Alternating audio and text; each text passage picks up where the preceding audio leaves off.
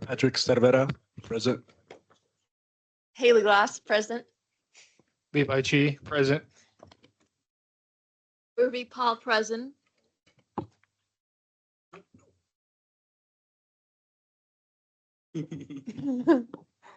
Back over it. Matthew Rathman, present. William Coates, present. Siobhan McKinney, present. Germani Steve. Sky Childress, present. Perfect. And would anybody like to volunteer to do the reading of the mission statement? Delegates can also do it if you guys want. Cough, cough. Sky.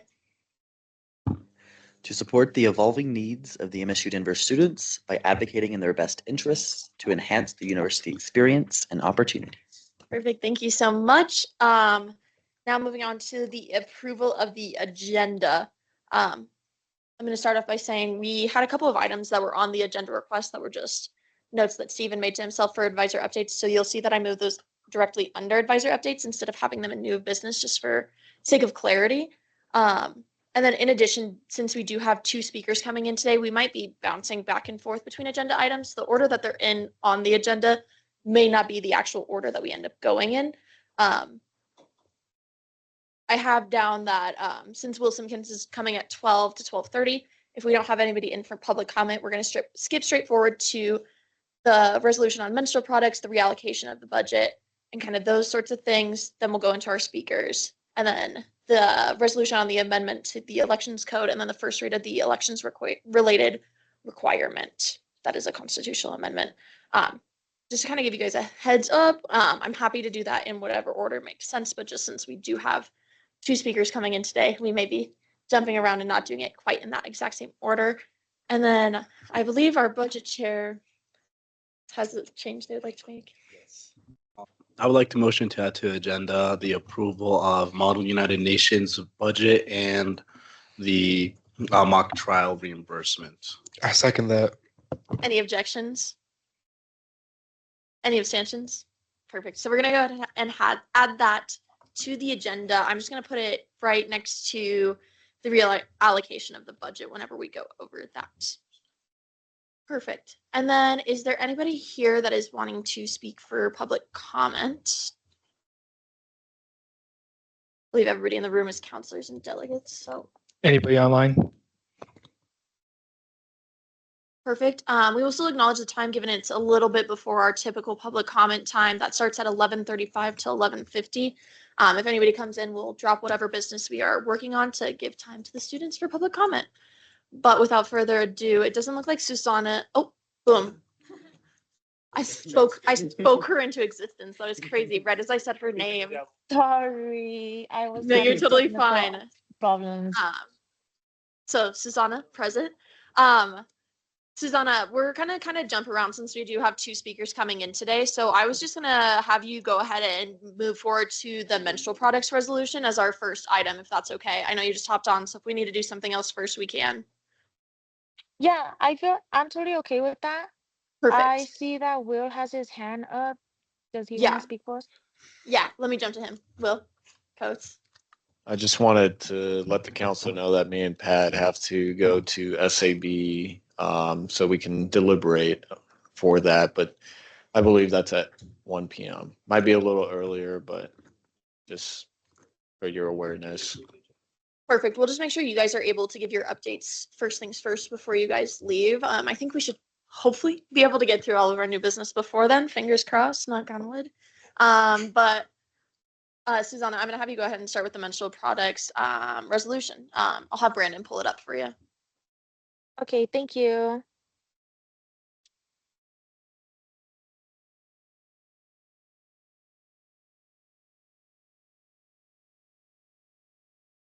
Um,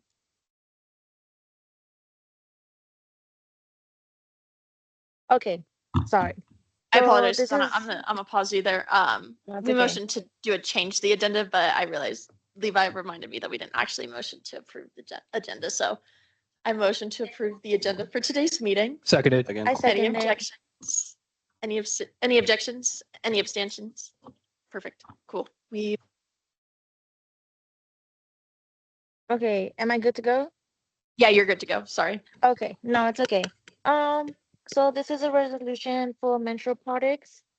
So it's written by me and Victor.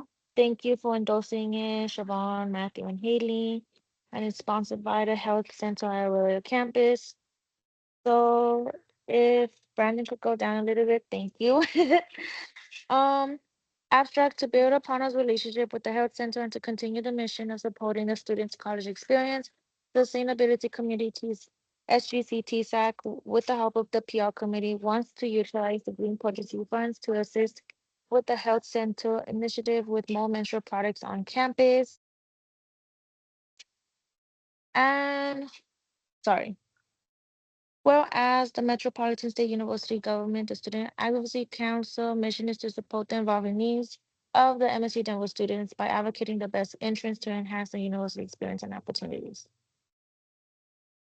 Whereas we would like to provide students with the best college experience, that means to have the ability to have everyday products available in buildings whenever it's necessary. TSAC would like to partner up with other institutions, including the MSU Denver Health Center Outreach Center, to have fun to buy menstrual products. Whereas we understand that buying products once does not follow our sustainable standards, with this would be a temporary expletive to hold us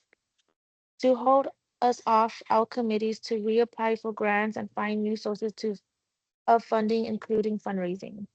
Whereas the new initiative on campus, we could take advantage of great opportunities to connect with the students and address their ever-changing needs by supporting them with basic necessity. Therefore, be it wholly for the resolve, SGC TSAC will table purchase menstrual products to restock our dispensers. We would like to use 1,000 from sustainability and 500 from PR. This would supply the need for the remaining of the semester. Thank you. Perfect. Any questions, comments, concerns on this resolution for Susanna before we move to a vote?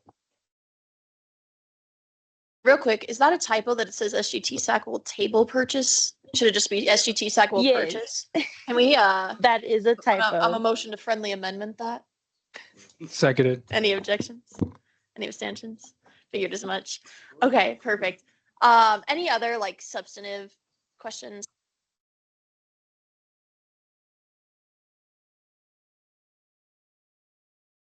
Anything regarding that? I motion to approve this Oh, resolution. Second that motion. I'm sorry, Will. The motion's been made. Any objections? Any abstentions? Perfect. The resolution passes. Will, what was your question? I don't know why these mics. So I was just more curious about budgeting.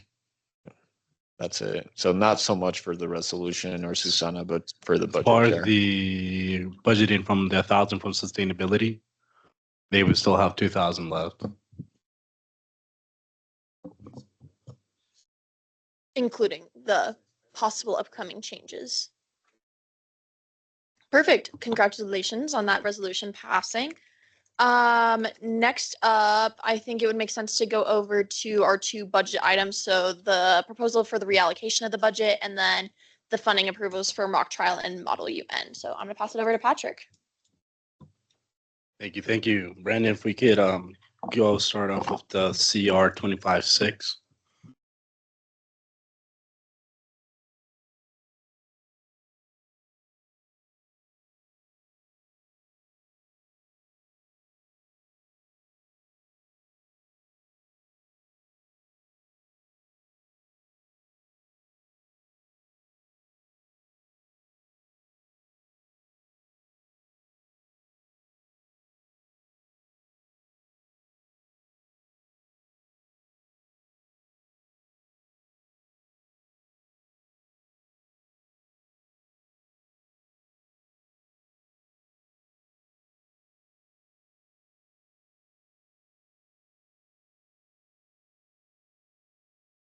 while you guys are doing that, I'm gonna allocate my time to Sky real quick to ask a question, I assume. Yeah, I just had a real quick thing.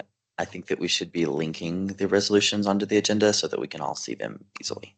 I believe the majority of them are, except for that one, so we will make sure. Yeah, I just didn't know how to do it.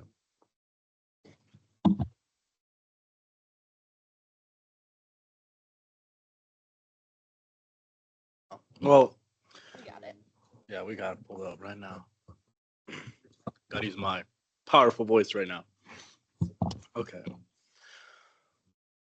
All right, ladies and gentlemen, for the Student Government Student Advocacy Council, Metropolitan State University of Denver, March 13th, 2025, CR 25-6, the resolution to reallocate funds for Rainy Day Fund and Leadership Development Fund, authored by Patrick Cervera, endorsed by Michael Warner, Victor Delgado, Haley Glass, and William Coates.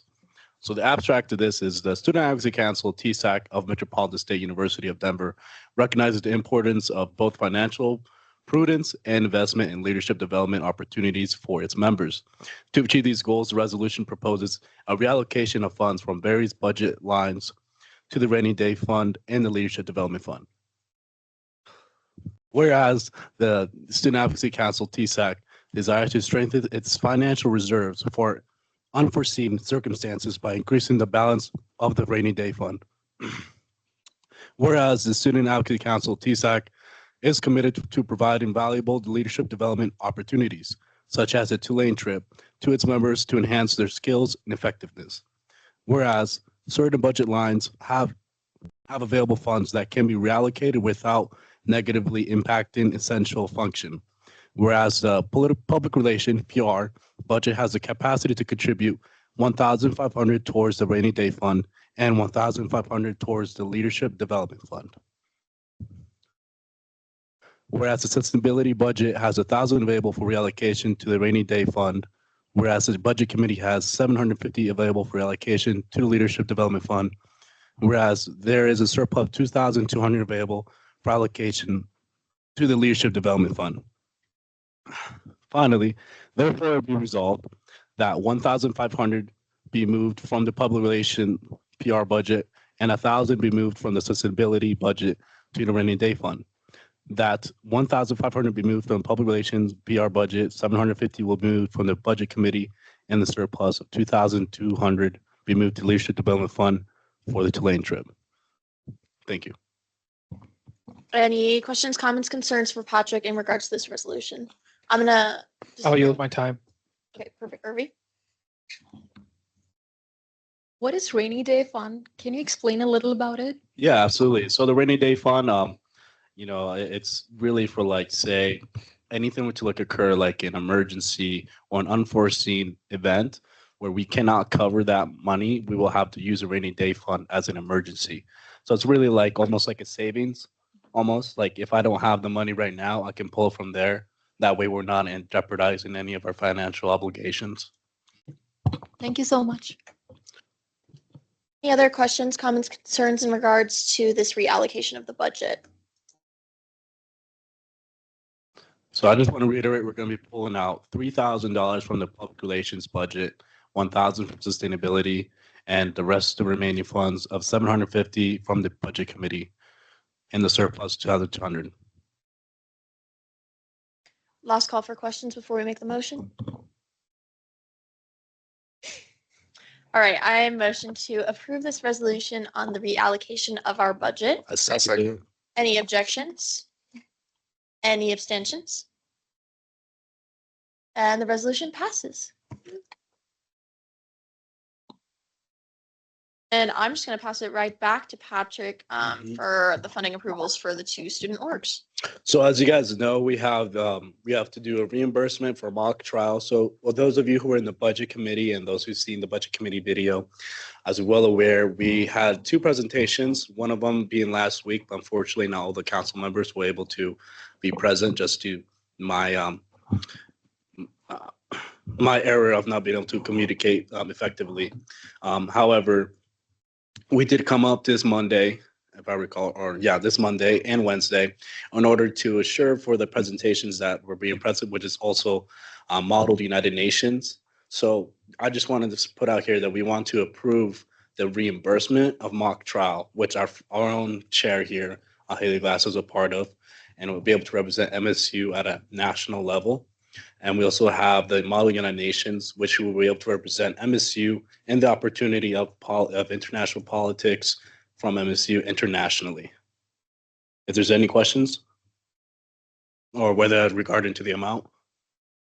So for the mock trial, they're asking the total of 1,500 for the reimbursement. And Model United Nations is asking for a total of $640, which will go contributed to their bags, because since they have to bring their suits. In order to pay for the checked bags, to clarify. Yes. Okay. So is there any questions, comments, concerns? All right, I'm motioning this to vote. Second. Clarifying question, are you motioning them together or separately? Because I'm going to have to abstain for one of them. Let's do separately. Okay, Let's which one are you first doing do mock trial and then we'll do Model United Nations.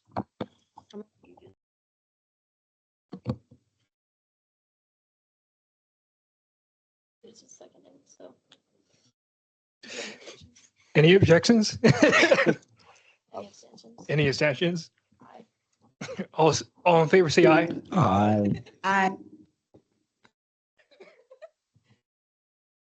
A motion to vote for Model United Nations approval. Seconded. Any objections? Any abstentions? Perfect. Both of those pass, and we will fund both those student groups then. I purposely did these ones first because I knew they were not contentious. Okay, it looks like we have 13 minutes until we have Will Simpkins scheduled to come in.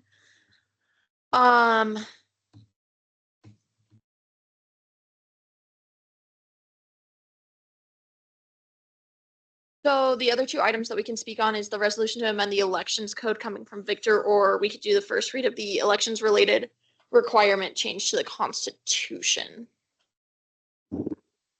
Will?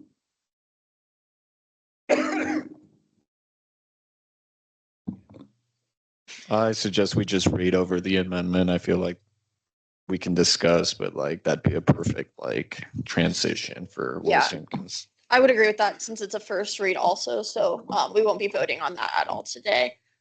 Is there anybody opposed to us moving over to that as the next item? All right, Will, I have it down as I'm gonna have you read it even though it's my resolution since I'm leading the meeting. Amendment, Amendment, yes. but yes. Okay, here we go. I'm gonna start with, okay, yeah, I guess formally.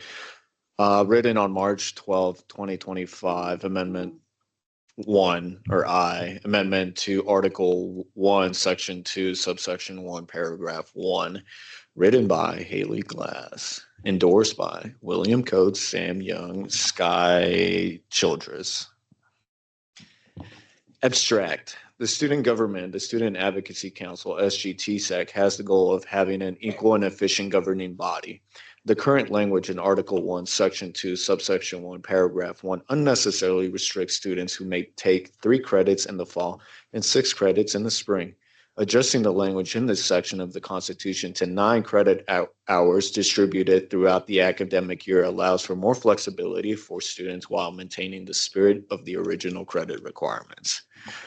Whereas when the student government, the Student Advocacy Council, SGTSAC, was first established, it was the goal of allowing for a more equal and efficient governing body. This includes allowing for the counselors' positions to be accessible to the majority of students. Whereas the current language in the Constitution allows for a counselor to take a minimum of 6 credit hours during the first enrolled semester and a minimum of 3 credit hours the second semester of the elected counselor's term. Allowing for the vice versa to occur would be more equitable to counselors taking the same amount of credit hours with a different disbursement of these credits over the course of the academic year. Therefore, be it resolved, the language in Article 1, Section 2, Subsection 1, Paragraph 1 be changed from a minimum of 6 credit hours during the first enrolled semester and a minimum of 3 credit hours the second semester of the elected counselor's term to a minimum of 9 credit hours distributed throughout the academic year, having no less than 3 credits in a single semester. There should be a period there, by the way. So, Yes. All right. Any questions, comments, concerns regarding this amendment? Mike? I do. I'm quite confused. In context, we've changed this credit hour every year since I've been here. You're just switching the semesters for this? Yeah, I'll respond. So it's just currently the language allows for 6 credits during the first semester and 3 during the second semester, but not the vice versa, which is kind of goofy. So it was just changing the language so that it's 9 credits minimum, but it can be distributed either way with 6 in the fall and 3 in the spring, or vice versa. Okay, Does that make sense? it does. I'm just confused why it says that, but okay. Okay. Will and then Irving? Oh, I cannot understand what exactly are you making like the 3 credits and 9, making it to the 9 credits. I mean, students generally take like full-time requirements in the first semester. So what is like relating to the first semester and the second semester here if they want to take the 3 credits and the 6 credits? Yeah, it depends on the major or minor or graduate program that you're in regards to what classes are offered in what semesters. So if I need a class that's only offered in the spring semester, and I have to take like 2 classes that are only offered in the spring semester, but there's one that I need to take in the fall, this just makes it so that if you only have 1 class that you need to take in the fall, but 2 in the spring, you can still run. Whereas I know for the majority of students, the classes that they primarily need to take are in that fall semester. Occasionally, there are some that are only offered in the spring semester. So it's just allowing for the vice versa and the flexibility within that. Does that make sense? Did that answer your question? Okay, perfect. Will, did you have a question or were you just yielding your time to Irby? that and just that period's irking me. Can we put a period there, please? Oh, bro. Semantics. He's trying to be a teacher this one. Me. Mike? So just, you're not changing anything really? It's just, I guess, opening up for both, then I guess. Yeah, it's not a substantial change. Someone said this can be so controversial. What? I mean, it sounds good. Yeah. So this is a constitutional amendment. I did have a little comment there that we could possibly make it so that this 9 credits is for graduate students specifically, and we make it 12 credits for undergraduate students. However, that was not included in the amendment that I proposed originally, and that was just an idea to make it a little bit more in line with like the part-time student things. So that was just a suggestion. I'm happy to keep the original wording as well, but I wanted to get people's thoughts and opinions. Mike? For graduate student, and Matt, you can correct me, isn't 2 classes, aka 6 credits, considered full-time? Yeah, okay. Does anybody have any thoughts and opinions on having a difference between graduate and undergraduate students, or would you rather just keep it?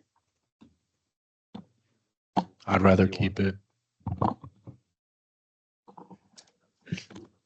Just as a point of information, I think, again, we do want to make this inclusive for students to be able to join TSAC. So I think that's really important. Again, just as a point of reference, 12 credits is full-time for undergrad. 6 credits is full-time for graduate students.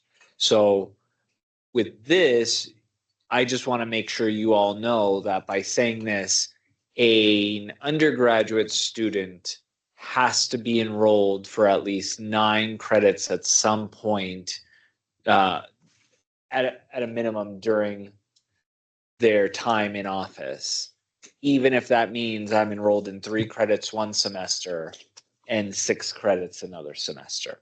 So that's just a point of clarification, I guess, too.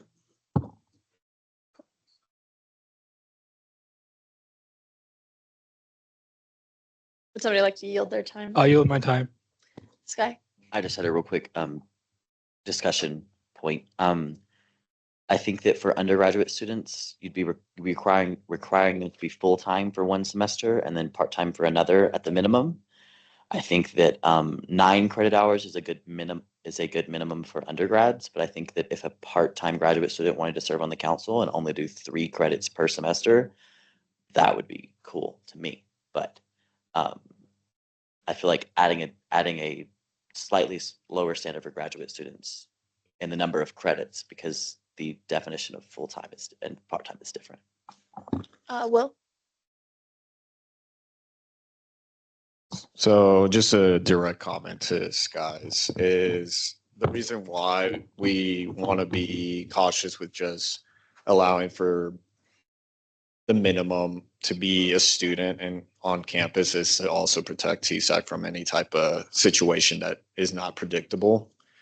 A lot of times, at least through the years that I've been here, students have to drop classes, undergraduate, graduate. And if we allow someone with just 3 credits to run, whatever it is, graduate or undergraduate, then we have to make up that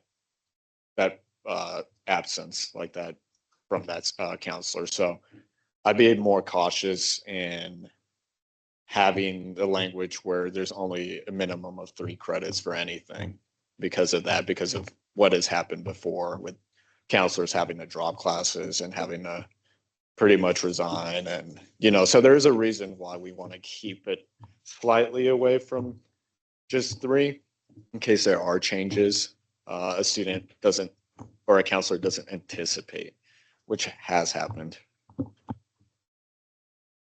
Just to kind of get a temperature check on this, since it's the first read and I can still make adjustments to it. Who in the room prefers keeping it as one standard for both undergraduate and graduate, as opposed to separate standards for each? So in favor of kind of keeping it all uniform, if you just want to. Just a point of clarification, can we make that distinction clear for everyone? Yeah. Okay, so 9 credits, whether you're an undergraduate or graduate student. Or should we have it where it is a separate credit requirement? Say 9 for graduate and 12 for undergraduate. Does that make sense? I agree with Sky's point of view of like the 9 being good for undergraduate. So I'm a little hesitant with like 12 because like, we are a commuter campus. People can't always, fulfill that. Maybe they have to drop a class, like the whole issue with that. And it's not as flexible, I would argue, keeping it or moving it to 12 for undergraduate. I do think 9 is a good base level for undergraduate. But yeah, that's how I feel about that. And the same standard for graduate as well. Say, because like graduate's interesting, full-time is 6. I would say we should make a distinction for graduate personally. That way we allow graduate students to also partake in student government. We've had amazing graduate students, Matthew, Reeve Arco, and this would potentially bar people like that from running. So I would include a clause for or a difference for graduate students. My take. Mike. I agree with everything Will just said. Cool. And what would you guys make the difference and distinction is? Would it just be like with exception for graduate students on an as needed basis, or would it be a graduate students only are required to have 6 credits distributed throughout the academic year? How would you go about that, Patrick? Just to say, like, whereas a graduate student would have to have so and so, like in addition to it. I want to yield my time to Sky, and then I want to comment. I think that the 9 credit hour requirement for if it was for undergrads is actually less than a halftime requirement because it's 6 and 3, which is less than halftime. But the 9 credit hour requirement for graduate students is more than halftime. So it's not only like an additional standard, it's like double of an additional. Because anyway, so I think it should be 6 credit hours distributed throughout essentially 3 credit hours per semester for a graduate student, and then keep the same for undergraduate students with a 9.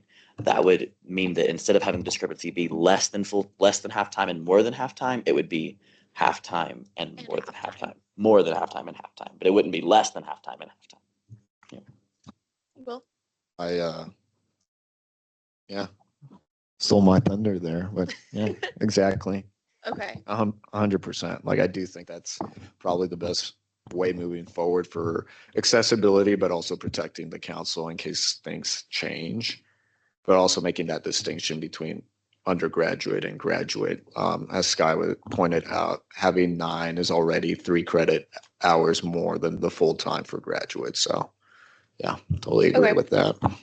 Perfect. Any other comments on that? Okay, not an official vote, obviously, since this is a constitutional amendment and this is the first read, but who all would be in favor of adjusting this language to 6 credit hours for graduate students and keeping it as 9 credit hours for undergraduate students? That's you. Is that a hand? Cool, cool, cool. Online?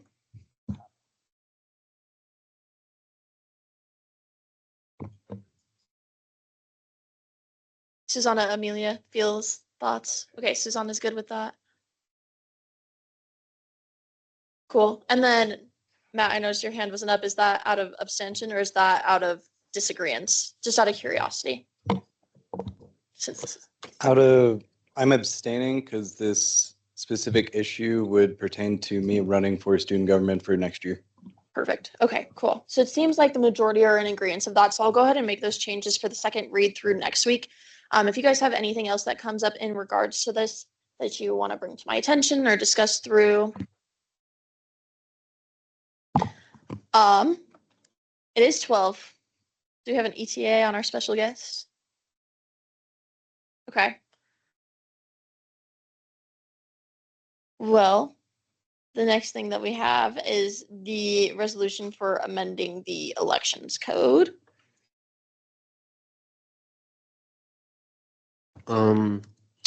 Sky proposed this to me, so I'm gonna resend my time to Sky so she can read it out, if that's okay with y'all. Perfectly fine with me if you're yielding your time. Okay, beautiful. I had originally started working on this with Sam as we'd identified this issue in the elections code that would prevent some things. Anyway, so CR 2513, resolution to amend the SG TSAC elections code to allow TSAC to propose student fee referenda without a submission limitation. Authored by Sky Childress and Victor Delgado, endorsed by Sam Young, Haley Glass, and Siobhan McKinney. Apologies. Abstract. The Student Advocacy Council TSAC, a Metropolitan State University of Denver, is the representative of the student voice. Student fees are vital to ensuring students are provided essential services. Student fees are approved by a vote of the student body via referenda to ensure that students are determining what services they are purchasing. TSAC proposes these measures. TSAC should be able to propose student fees during the spring semester, as TSAC is charged with the duty of supporting the evolving needs of the student body, and those needs continue to evolve throughout the year. Whereas Section 2.12 of the SU TSAC Elections Code currently states proposed student fee referenda are due to the Budget and Provost offices the first day of the spring semester. Please see Appendix A for the appropriate steps to get an initiative or referenda item on the ballot.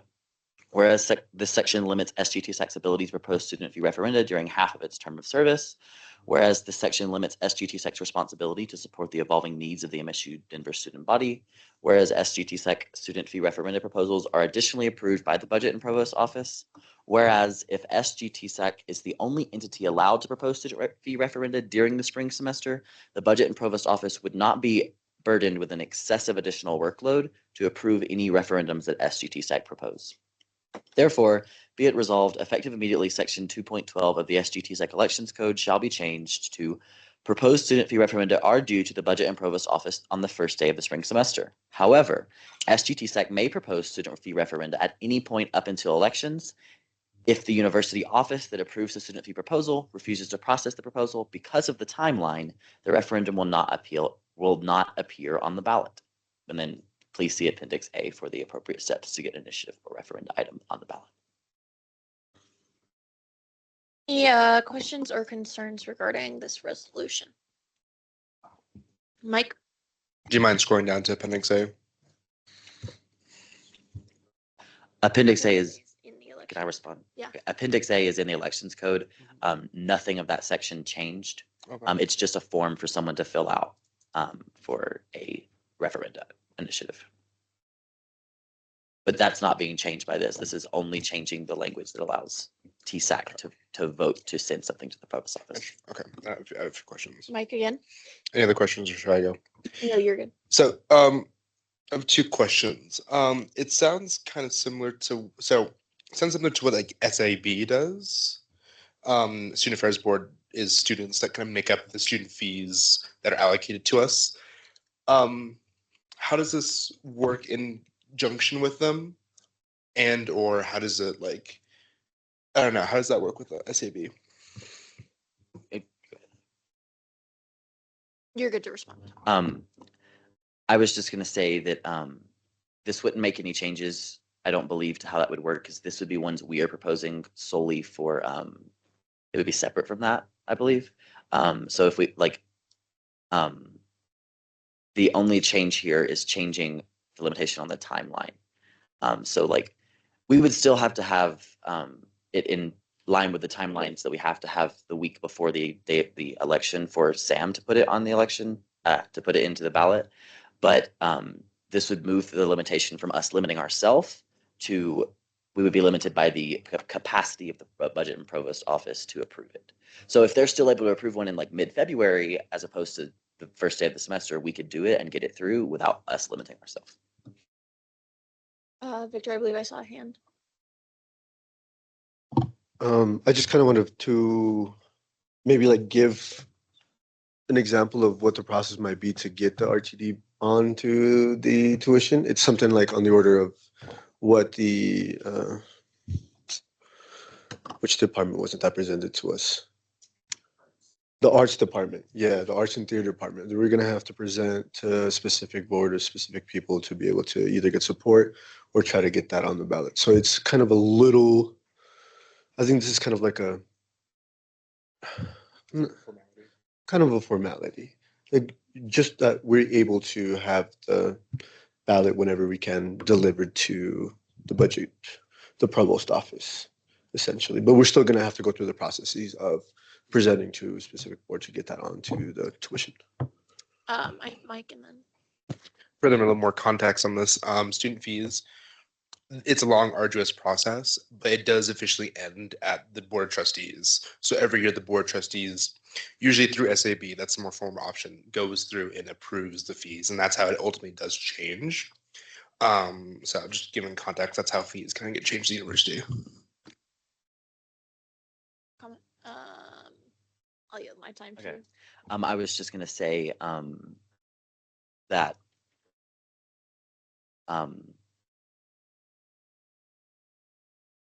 did I lose it? No worries. If you think of it, let us know. Will, did you have a? Steven, did you have something? I was gonna say there is a university policy that was the reason this was put into elections code. And that university policy governs all student fee proposals. So that could be from a department, it could be coming from pretty much anywhere.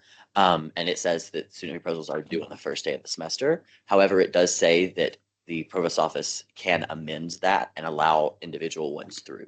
So this would work in conjunction with that portion of university policy. So for us to get one after the first day of the semester, they would have to approve that. And this change of the elections code, anyone that's reading it would see that if they don't approve it, it doesn't appear on the ballot. It wouldn't be like we're like blaming them for it. Correct. Steven, do you have a comment, question? Yeah, there are a few things that I just want to bring to your attention. First of all, with student fees specifically, the provost is going to handle it related to academics. So if it's an academic related fee, in which case the arts fee, let's use that as an example, that was going to be a academic fee. Whereas if it's something student related, it is going to go through the branch of student affairs. So that's just a point of clarification I wanted to provide everyone. And the other thing I wanted to say is this is really something that you all need to know when it comes to the election code. The election code, Sam, beautiful Sam over there, is our elections manager. He is not an elected member. He is a student employee. The reason why we have a student employee that's hired and then reports to Armando run the elections is because it eliminates any conflict of interest for TSAC to write their own election code to say what should be in the election code. So in this point, this year, Sam has brought forth a couple changes to the election code in order to, in good faith and good nature, for you all to see and review, and you voted on it. Technically, they don't have to do that because Sam has the ability to change the election code as is. To give you all the authority to manage your election code creates a conflict of interest because then you are essentially saying, this is how I want the election code to read, and it could give off the perception that you all are altering the election code to gain your own election. So not to squash this discussion, but you all as TSAC cannot necessarily, you can make recommendations to Sam about the election code, and he can deliberate with Armando and I. But you all as a council cannot specifically change the election code because of the perceived conflict of interest there. Mike. Well, then I'll pass it off to Sam. Sam, do you support this or not? It does have him listed as endorsed by. Oh, it is endorsed by you? So you do support this? I support the nature of the amendment. However, I'm not attached to having it be an amendment. I'm also okay with proposing it myself as the elections manager. I'll yield my time. I would be okay amending this resolution to, instead of saying effective immediately, this is being changed, we would be suggesting to Sam to make this change, and then Sam would not need to come back to us to let us know about it. We would be, if he approves it, it's done. I would be happy with that as well. So I think that might be the most ideal solution is we friendly amendment it, change it from effective immediately to therefore be it resolved, the SGTSAC will recommend to the elections manager to make the change. Somebody else can figure out that wording because I'm only half brain today apparently. Making a motion. So I'm gonna make a motion to make that friendly amendment. Do I have a second? Seconded. Any objections? Any abstentions?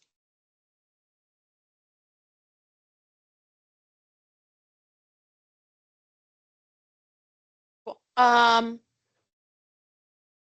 Dr. Brown, to answer your question, could you clarify your question? It's not a Or was that question. Amelia? Sorry, that was Amelia's. Sorry. Yeah. Your guys' I pictures would look the just- same from so far away. No, you're fine. My question was just in response to Steven's comment about like the council not being able to like change election code because of like perceptions and things like that. But I was wondering if it was different because Sky is the delegate. I would say no, especially given that this is being proposed as a resolution and all resolutions have to be co-authored with a counselor. So although Sky's name is on this and she's the primary person bringing it forward, it was co-authored with a counselor still. So I think it's still subject to the same rules and regulations, if I'm not mistaken. It looks like based on nods that everybody else is thinking the same way. Question. Okay, thank you. Cool. But we did pass that friendly amendment, so this is just going to turn into, instead of a actual formal change to the elections code, a recommendation to Sam to make that change. Any other final questions, concerns before I motion to pass the resolution? Mike? It is a resolution. It's not an amendment as it's written. So it's basically not, it's not as like, not as it's not binding, but it's like a suggestion. That's what resolutions are. So it was written correctly if that's what the purpose was. Any other final questions, comments, concerns? Raise your Lacko? hand. Well, Yes, so I do agree with Mike. I think the language and the nature of this shouldn't necessarily, well, it's not an amendment. It's more of a resolution, if anything. But I mean, it's a recommendation, so yeah, I don't know. I yield my time to Sky. So this was never an amendment. It was a resolution to amend the code. Now it's a resolution to suggest the code should. Perfect. Okay. Last call. Questions before the motion is made? All right. I motion to pass this resolution on suggesting a change to the elections code. Seconded. Any objections? Any abstentions? Perfect. The resolution passes. Seeing that Dr. Simpkins is not here, but Gregor is, I think we should go ahead and skip forward to our next order of business regarding CR 2514. Was he? Yes. He's getting some snacks. Just give him But we'll move over to our discussion regarding CR 2514, the JSSB security protocol. Victor, I don't know if you wanted to take lead on this conversation or. Yes, absolutely. And if you could please use your mic for our friends online. Oh, yeah. I can absolutely take lead. Me and Sky wrote this resolution. It is a very, I think, necessary resolution. But I think timing is a big question here. So when to and when not to formally introduce this resolution to be able to support this policy that Gregor is so gracefully and amazingly working on. So I'm gonna go ahead and, or actually, do you want to read it? Yeah. I'll yield my time to Sky. Okay, CR 2514, resolution to formally support a proposed protocol to allow a shutdown of the JSSB in the event of an immigration and customs enforcement or federal immigration agency presence on or near campus. Authored by Sky Childress and Victor Delgado, endorsed by Matthew Rathman and Siobhan McKinney. Abstract, the Student Advocacy Council of Metropolitan State University of Denver, tasked with supporting the evolving needs of the student body, supports the creation of a protocol to emergently restrict access to the MSU Denver controlled spaces, and further calls on MSU Denver and Auraria campus to further that protocol to restrict all access to their respective controlled buildings in the event of an immigration enforcement presence on campus. Whereas advocating for the policies that protect MSU Denver's immigrant, undocumented, Black, Indigenous, people of color, or otherwise marginalized students is enhancing the university experience and opportunities. Whereas the proposed protocol to emergently change the access to the JSSB to badge access only in the event of an immigration enforcement action is a great step to protect the campus community. Whereas because immigration agencies gaining access to spaces on campus is counter to the interests of MSU Denver students, supporting this policy which restricts that access is aligned with TSAC's mission. Whereas the Department of Homeland Security rescinded the 2021 Protected Areas Memorandum that prevented immigration officers from enforcing immigration laws on college campuses, schools, hospitals, funeral homes, and many other sensitive areas. Whereas immigration officers often profile people for detention and arrest based on their appearance, languages spoken, and other protected characteristics.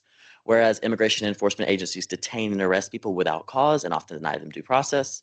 Whereas the idea that federal immigration authorities won't come to college campuses is incorrect.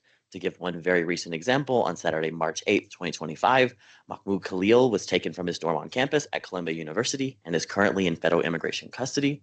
He is an immigrant and green card holder. No criminal charges have been filed against him, but he is being held indefinitely. Donald Trump said this is the first arrest of many to come. Another student from Columbia was confronted by ICE on campus, but ICE was not allowed to enter the space she was in, and she was not apprehended because of it. Whereas the Auraria campus is located on the unceded territories of Indigenous peoples, the establishment of this campus dismantled the culture, community, and tradition of this place through the displacement of many Latine people who lived and worked in the Auraria neighborhood. And those atrocities were analogous to, if not precisely, colonization, and were accomplished by using law enforcement officers to take this land and remove people from it. Whereas it is a popular idea that our university, which sits on stolen land, should protect our community from the white nationalist atrocity of removing Black or brown people from the very same land. And this policy is one small step MSU Denver could take to building a safer campus for all. Whereas any on-campus presence of ICE, DHS, Customs and Border Protection, and any federal agency that enforces immigration law is contrary to the well-being of the MSU Denver student body. Whereas the JSSB is often unlocked during business hours. Whereas whether or not ICE or federal immigration agencies are permitted to enter the JSSB is ambiguous because of the intersections of MSU Denver policy, Auraria campus policy, and local, state, and federal laws. Whereas having lawful control of spaces owned or leased, MSU Denver and Auraria campus have the authority to lock down any building, room, or area to ensure the safety of the campus community. Whereas the campus community should be alerted if immigration officers are present on campus, and using the rave alert system to do just that would be an effective means of notification. Whereas if access control for a space is set to badge access only, any person without a badge, including immigration officers, could not enter. However, they could follow any student, staff, faculty, or badged community member into that space with little difficulty. Whereas Denver Public Schools procedure is to lock all doors and buildings on their campuses in the event of ICE activities on or near their campuses. Whereas regardless of the policies in place, federal law enforcement may choose not to honor them, and restricting their immediate access in the event of an ICE presence is a way to ensure ICE is not overstepping their authority and violating the rights of the people who call Auraria campus their home.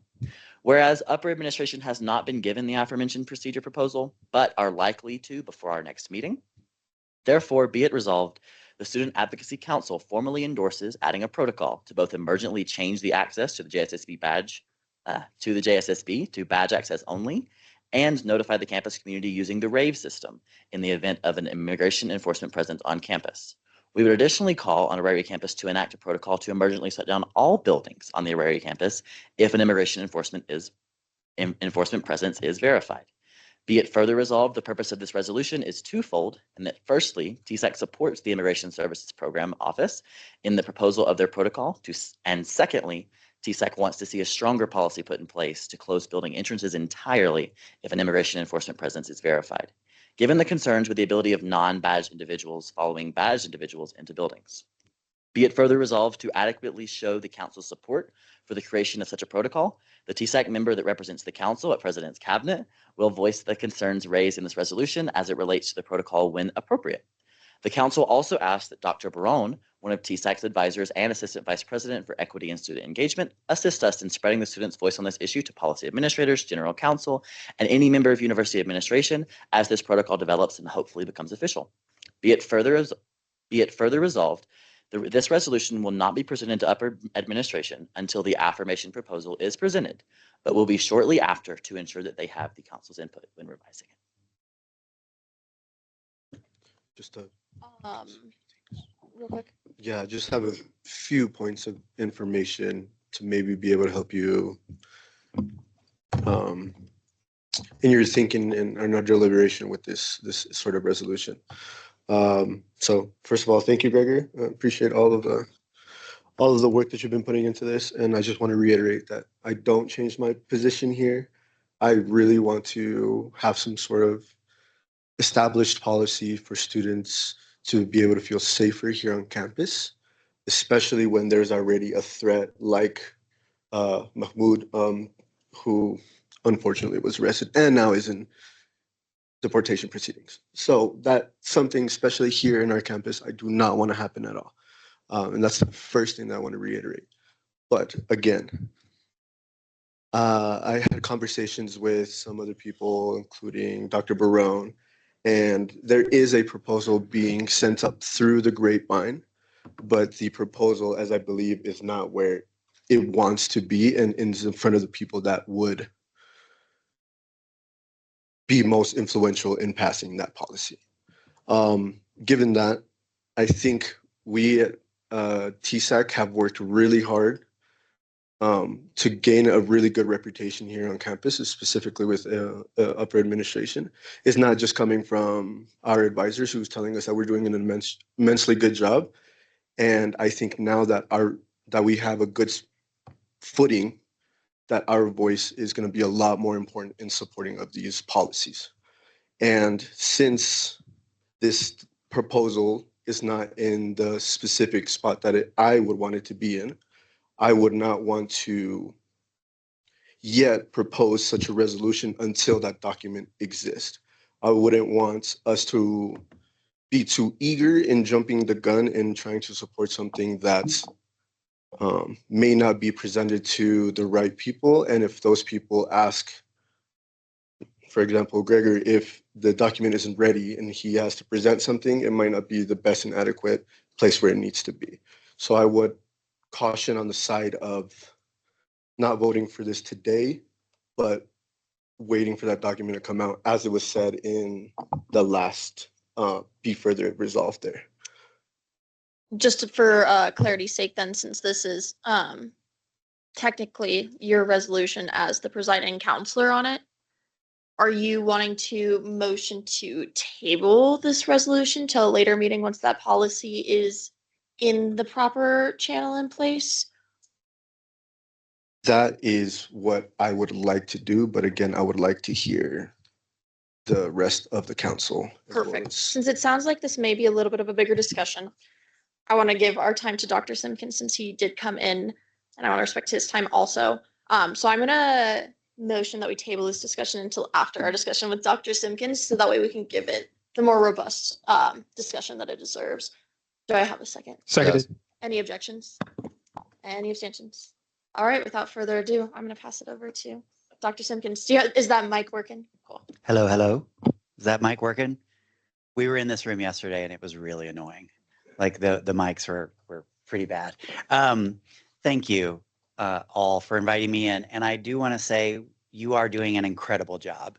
If I haven't said it enough, and you know, outside of rooms where you are in it, we are also talking about how incredible this team is. So we appreciate the hard work you put in, the way you show up, your focus on issues that are important to students and impactful to students is really outstanding. So thank you for all that you do.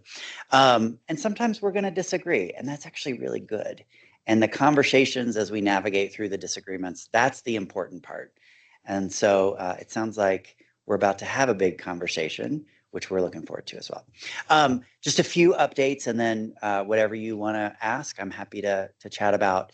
Our Board of Trustees meeting is next week. Thank you, student trustee, for always being there and always speaking up. That's you. Yeah, you're the student trustee there, Warner. And there will be a presentation on the finances of the institution. There'll be a presentation on the Classroom to Career Hub and some interesting curricular developments in psychology and English, and what those departments are doing to ensure students are getting access to jobs and internships. And so I think it's going to be a good board meeting. The March board meeting is always the precursor to the big one in June, where the trustees approve the budget. And so I want to say thank you to whomever in this room is sitting in on the up-back presentations, because the student voice in those rooms is really critical in providing input. Is she not here? All right, She's online, but she put it in the literally, minutes. right as you said that, texted in the chat that she had to leave early. All right. Oh, it's Amelia? Yeah, it's All right. Amelia. Well, in the minutes, please say thank you, Amelia, for being in the up back. Yeah, I'll find her at Trader Joe's later. So at this stage of the university's budget process, just a reminder, she and I ran into each other in the parking lot at Trader Joe's once. Each branch is doing presentations on their budget requests for the university. And then that gets put into sort of put it all together. People start voting, and there's ranking and there's discussion, and UpBack presents a recommendation to Dr. Davidson, who then presents a recommendation to the board. Now, I want to just center us all. We're talking about general fund budget, not our student fee fund budget, not our auxiliary, which is revenue that comes in, just the money that flows through tuition and fees or the state. Based on what we're hearing from the legislature right now, and that'll come into sharp focus in 2 weeks. We'll get actual numbers, but we believe that if the university commits to I think it's 2.5% compensation increase for our full-time faculty and staff, that will leave us with a $5 million deficit.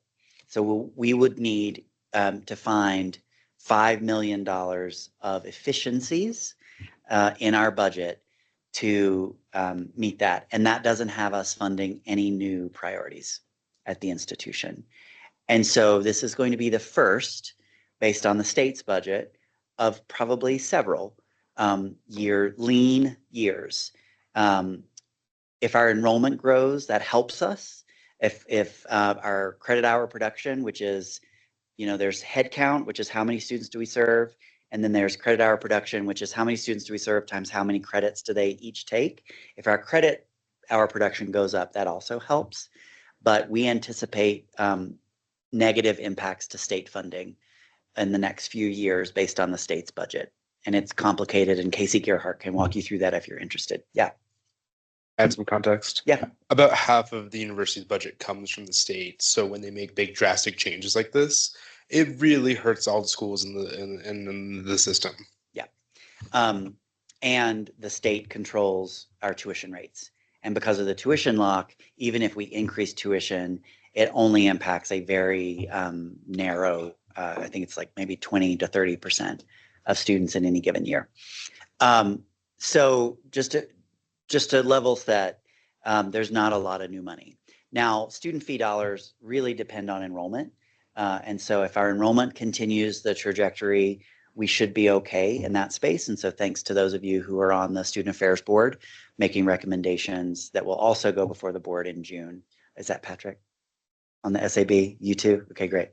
Good job, Will. So budgets are top of mind. Now, federal impacts.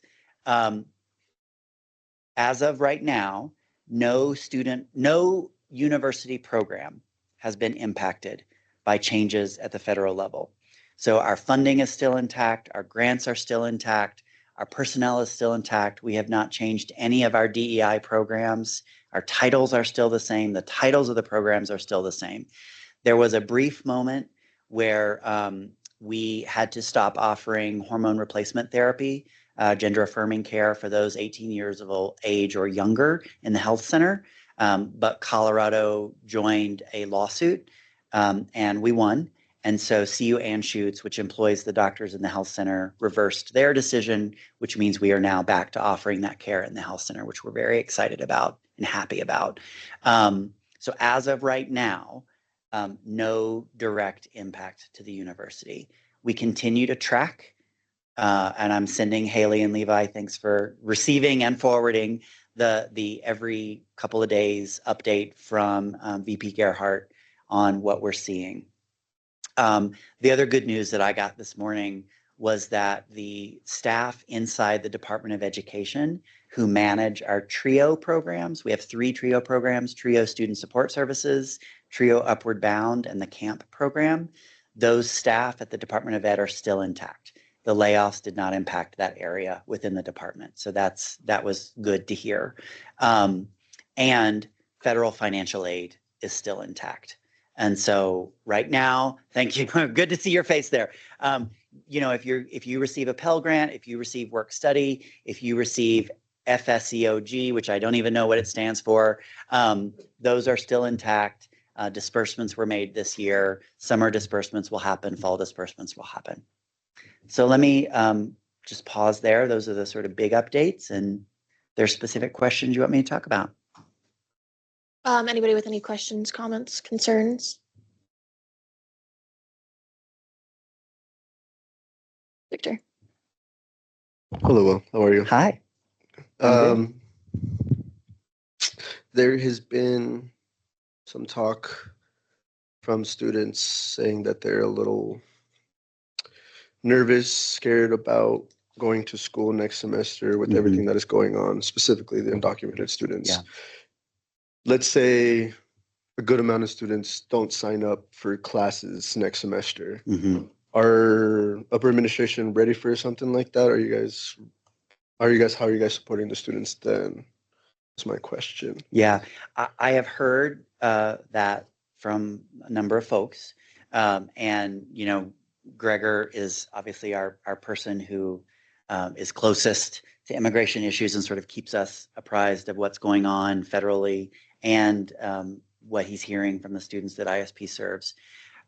Obviously, any hit to our enrollment is going to have a negative financial impact to the institution, but I think it's also an impact to our mission, right? Like, we are here to serve you, the students. We're an access institution. We live by our values. And so while we're currently tracking our FAFSA and CASFA completion rates and our new student enrollment, those are the two things that right now we can look at hard numbers to say, is there any disturbance in the force? How are we feeling? Those numbers are both up, which is promising.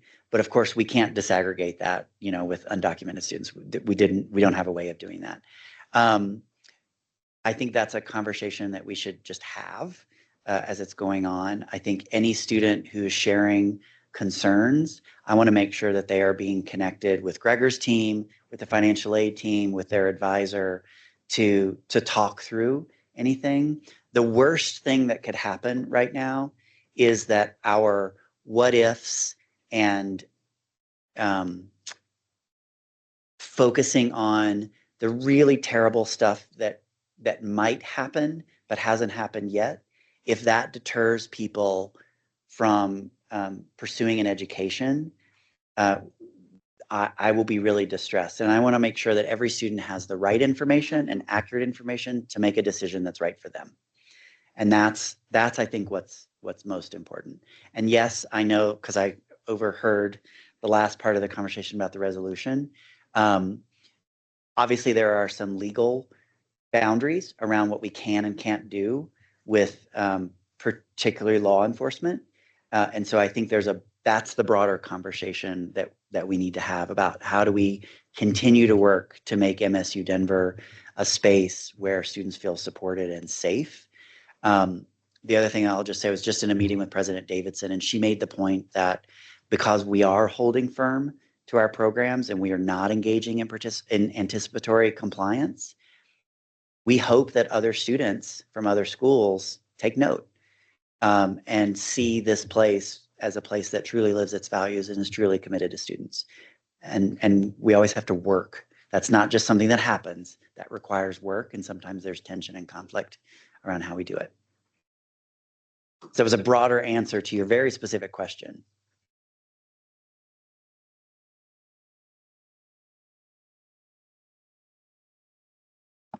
Beautiful. The 5 million number of money we have to find. Is that number assuming an increase in enrollment, given we have an increase in FAFSA, CASFA, and enrollment? Typically, yes, it does assume a very small increase. What we do, there's two ways we think about enrollment. There's one, which is tracking all the admissions numbers and looking at the strategies we've put in place to encourage retention, which is getting all of you to re-enroll. And our goals, and we have a goal to grow to 19,000 by 2030 and an 80% retention by 2030. Then there is the statistician projection, where they look at past semesters and they draw that line. That is always a much lower number, but I think that line is trending to like a 1% enrollment increase. But as part of the budget process, the UPBAC will vote on the enrollment projection that they want to use. Okay. Actually, let me revise and resubmit. I think that 5 million is based on a flat enrollment. So not growing and not losing, I think. Okay. And then that 5 million number, what's the denominator out of what that we have to find? I believe our total general fund budget is somewhere in the $220 million range. So it's a roughly 2%. Yeah. Okay. Thank you so much. Yeah. So maybe that's 200 million then. I wasn't a math major, sorry. Siobhan. Hi, Dr. Simpkins. Hi. All right, so I would like to know if 80% to 90% of the undocumented students go on enroll as online classes, that's still a big win, right? Or how does that? Yes. I would say broadly, our online profile has probably tripled, quadrupled since COVID. Like I feel like 40% of all students are taking only online classes right now, but lots of students, you in this room, will take a semester of fully online classes, and then the next semester you might have some in person. Other than a few of the student fee areas, that doesn't impact our financial background. The concern that I have is, are those online courses the right courses for those students to be taking to still make progress to graduation?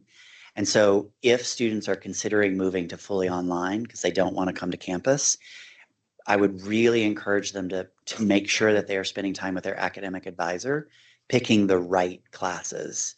You don't want to pay for classes that don't count towards your major, et cetera, et cetera. Did that answer your question, Siobhan? Yes, thank you. Anybody else with any questions, comments, concerns? Doesn't seem like it. Did you have anything else that you wanted to share? My final word. You are in midterms now, right? There's a lot of crazy-ish happening in the world. You also all have personal lives. And so if you're like me, you're feeling stressed and overwhelmed, and don't ignore that. And so take breaks. Take care of yourself. Practice really good self-care. Have a community of folks that check in on each other. Spring break is coming at some point. Use it. Not soon enough. Like, even if you just stay in bed with the covers over your face for 5 days after Wednesday, you have my permission to sequester yourselves and avoid things, if that's what it takes for you to take a break. But this feels like a marathon. It is not a marathon. You have control. You can stop and walk whenever. I guess that you can in a marathon too. It's not a race. Let's say it's not a race, right? You can walk when you need to. You can stop when you need to. Make sure you're staying hydrated. All of those things are really important. And this is the time of year where tensions run high because we're all really stressed out. So appreciate the work that you're doing, but take care of yourselves at the same time.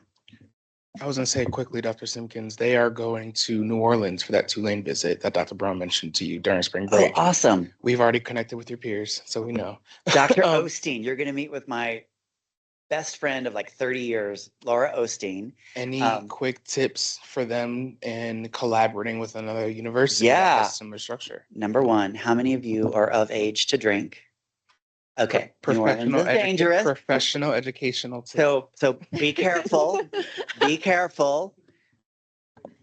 We love appetizers. We're What? going to the French Quarter. Okay, be careful in New Orleans. It is a fun city, but it is a fun city. Recognize that Tulane is a very different school. They are selective, which means their students are wealthier, Southern. Does it have a big Jewish population? Oh, wow, cool. And it's private. And so legally, they do not have the same policy profile that we do. They're not beholden to the same ways that we are to the state of Colorado. So just recognize there's a lot of differences in institutional context and money. They have a lot of money. That said, you're all college students. You're all leaders. And so I think there's a lot you can learn from listening to how other people do their work. And Laura Osteen is literally the best of the best. I think she is the most savvy student leadership thinker in the country. And she and I taught the very first queer leadership class at the University of Maryland in 1999 together, co-taught that, and took students to the White House, which was really fun. Cool. Thanks for that. And if when do they arrive in New Orleans? Oh, we'll miss each other. All right. All right. Have fun. Be safe. Make good choices. Thank you so much, Dr. Simpkins. All right. Huh? True. Darn it. We make your Mardi Gras. We'll have our own Mardi Gras. All right. Okay, so we tabled the discussion on the proposed policy. So I'm gonna bring that back to the table.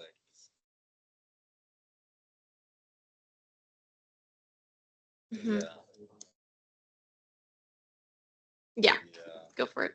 I'll yield my time. I was just gonna see if a counselor would motion to allow the updates for the counselors have to leave at 1 to give those updates before we go back to that previous issue. If a You know counselor what? That's wants a to great motion. point because Will and Patrick also have to leave. So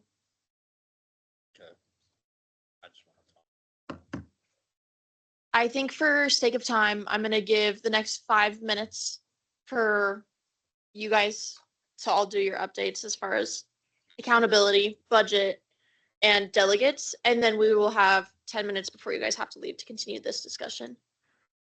I second that motion. Cool. Yeah, Will, why don't you go ahead and start? Okay, awesome. You're Thank first on the you. list. So me and Matt are meeting with the leads to go over our guidelines, make sure we achieve restorative justice practices in our guidelines for future accountability committees that come up, with each cycle of TSAC. So we're still working with the leads to come up with that. That does take some time and try to flush out all kinds of details and stuff. So we're doing that currently. And another thing is we noticed that going through the hourly schedule for each counselor, that there were a few counselors that were not meeting the minimum requirements that the Constitution not asked for, but certain counselors are not meeting the hour requirements for the office hours, which is 5 hours, and that is not including the main council meetings. So I encourage all counselors to look over their schedule again and make sure that they are in line with that. And if you haven't filled out your hours, please do so. I will be checking up on that on Wednesday. And if that hasn't been corrected, then I will have to go individually to each counselor who is not in line with the Constitution. Another thing is I would also advise, let me start this way. Thank you to all the delegates who've come to the meetings this month. That being said, there is still a few delegates that have not, and they have about one more meeting to show up. I would kindly ask the advisors who are in charge of those delegates to reach out to them and make sure that they fulfill their duties. Let's see what else. One last thing. Sky is on the steering committee, the safety steering committee. I believe Sky wanted to ask some questions to the council. So I will give over my last few minutes to Sky to ask those questions to reset and make sure that Sky is prepared, when they have to go and talk to that committee. Sky? Let me pull up that document. I totally forgot my notes. I'm sorry. We'll use up that whole 5 minutes, so I'm going to motion to give another 5 minutes to Sky for updates and announcements. Seconded. Any objections? Any abstentions? Cool.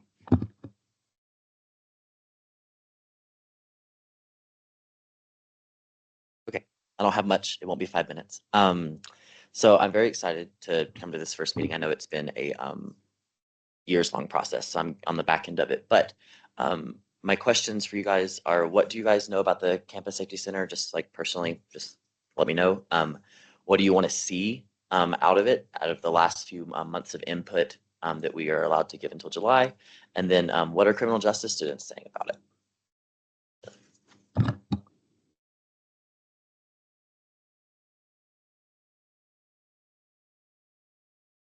Do we have to answer these questions now? Can you give us some time to think about it? If anyone has answers to them, go ahead. If not, just reach out to me whenever. But if anybody has anything that they've been thinking about it, feel free to shout it out. Does anybody have anything immediate reaction wise? Because if not, I think I think I'm gonna go ahead and just have everybody reach out to Sky individually to address those questions. Maybe Sky, if you could send them in the full counselors group chat as well and the teams, so that way people can get those questions addressed to you so that you can better represent there. Perfect. Just for sake of time, then, Patrick, do you have any Yes. budget announcements? Yes, thank you so much, Chair, Co-Chair, Haley Glass. Yeah, just pop into the budget there. Nah, it's not another resolution. Nah. Okay. Now, for those of you that were not at the budget committee meeting, there were quite a bit of changes, and some of these are appended right now. For sustainability, we still have to take out. So this was like our generated plan, just so you guys can see what with the resolution we passed today. So this is just stating the purple being that for our Tulane trip, which is going to be into Leadership Development Fund, and the red is going to be for the rainy day. So just, I don't think you really need to go into depth into that because we already discussed it and for our resolution. This is the surplus that we're discussing about. So the ones I'm going to read off all the funds remaining. However, I will want to let you guys know that about 4 of these are to change right now due to the passing of the resolution. So I'm just going to start off with sustainability. We have a $3,213.27 remaining. So now including the $1,000 deduction that we have from the resolution and from the $1,000 from the menstrual products, we will have a remainder of $1,213.27. Can you scroll a little bit to the left? This one, so I remember which one it is. Oh, gotcha. Thank you. Sorry, y'all. Okay, and student organizations fund is now at 10,750. This one is also about to change because we just passed 2 of these. Sorry, cancel. And then public relations fund is at 16,983.51 cents. With the new changes in the menstrual products, we're thinking about 2,500, which would be about $14,483.51. Budget committee was 750, but due to the resolution is now 0. So we're out of funds for budget committee. So me and Mike do have nothing else to buy. Office budget funds are 880.66 cents. Leadership development fund after the new transfers that we're going to be making, which was, I believe, how much were we added? 4,900. So we're talking about 6,155.08 cents. Accountability committee is still at 750. I will remind you that you did write some things to spend. Elections, it's tough to update that. Rainy day fund, now with the new 2,500, we should have about $2,672.83. Other than that, none of the really 2 big changes. Just a reminder of the budget guidelines to the chairs. Just remember, if you guys, for the resolutions, to consult with the budget committee, not necessarily me, but the whole committee. And you guys are in charge of your budgets. But I'm more happy to help because we all need the help, Other than that, there aren't any changes. I think right now we're doing pretty good in budget committee. We've kind of got things pulled through and moving forward clear here on. Any questions, comments, concerns? Doesn't look like it. For the sake of time, I want to move Matt. Yes, Matt.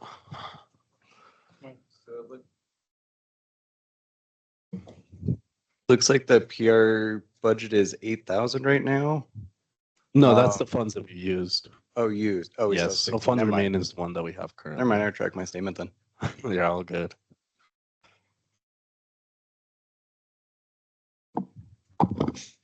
That's all for updates from the budget committee. Then we'll move on to we'll only have back to our previous conversation when it came to discussing the resolution. Say something before I leave. Yeah. Okay. Great job, Sky. I'm seeing you a lot of names here. I like the involvement. Vic, great job pointing out for this, and thank you, Gregor, also for helping us implement this. I highly encourage everyone to I would say just not say that it's just a Latino community because immigrants, this nation's built by immigrants, and it's not just the Latin immigrants, and it's not just the European immigrants, and it's not just the Asian immigrants. It's all immigrants. So it's not just a Latino community that's being affected here. As you read in the name and in the resolution, it is not that is not a Latino name. That is just another one of our fellow citizens or fellow humans, fellow people looking here, fellow dreamers. I think that's all. Thank you, Patrick. I do also want to respect Gregor's time. So I'm gonna actually pass it over to Gregor first, and then we can continue our discussion because I know you've been here for a while, and I want to give you the chance. Thank you so much, Haley. And I sadly do have to leave. There's a meeting with a donor in like 5 minutes, and I'm willing to forego any and all meetings, but not the money people, because man, they make this stuff run, right? So yeah, and just as Will said, thank you all so much. Like without your work, MSU can't be the inclusive institution for immigrants and undocumented folks that it is. So really, really big thank you to you all. Really quickly about the resolution. And by the way, I can come back, like I'm always on campus on Fridays. So there's likely to be more developments in immigration law, more issues coming up here on campus. So please, please, please reach out. Any of you can always reach out to me or my colleagues, Victor and Nayeli, and we can show up. We can answer questions. We can strategize together, right?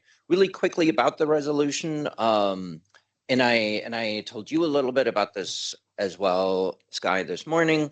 So ultimately, this resolution came out of a group of faculty, staff, and students. It's called the Undocumented Student Network. I think some of you are in that group. We meet once a month and we kind of talk through the issues that are coming up for undocumented students here on campus. We've done fundraising in the past, the undocupeers training, all kinds of activities. Right now, we're like at almost 60 people in that group. There's no capacity, no maximum limit. But that's where that resolution comes from. It's not an immigrant services resolution. The one that I shared, like there's a reason it says undocumented student network. Yes, I drafted it, right? But it really is done on behalf of those 55 folks in the undocumented student network because we talked through it and we're like, JSSB needs to become more secure. We're only in the first stages. I really don't care, honestly, like who sees the resolution, whether it's being presented here first or elsewhere first. My top priority and my role on campus is to make sure that something like that gets passed in a way that works for our legal counsel, right? That works for the administrators, and most importantly, that protects students. So all that is to say that resolution that that I shared or can share again, or maybe you can send it out again. It's possible there will be some changes, but in essence, the idea of a temporary badge access only move is sort of the core of what that's supposed to be. As they say, right, the devil is always in the details. So like who gets to determine, oh, this is a confirmed or suspected ICE sighting on or next to campus. So now we request, right? I think that is what that proposal more than anything needs to spell out. And that's what I've at least started doing. But ultimately, it's going to need some feedback from you all. It's going to need some feedback from my colleagues so that we all have sorted out, okay, in what situation will who essentially requests that facility or whoever controls the button, right, that moves JSSB to batch access, basically to sort out all its eventualities, right? So that's kind of it on my piece. I can stick around. I'm sure there are more questions. And once again, please, please, please pull me into future meetings on Fridays. I'm always here for that. And so are my colleagues. Yeah, but what are some like immediate like thoughts about a proposal like this? And once again, like honestly, who sees it and who approves it isn't as important to me as that proposal getting put in place, right? So, process is important. It's more important to some than it is to others. And for me, given my role on campus, right, like it's important that it gets put in place. any immediate reactions? It is also 1 o'clock, so I want to. Yeah, no, I'm aware. Mike. Thank you. Just when it becomes available, I would love to personally read it. I don't know like how well this represents actual policy at hand. I want to see it in writing first before I probably form a proper opinion. Yep.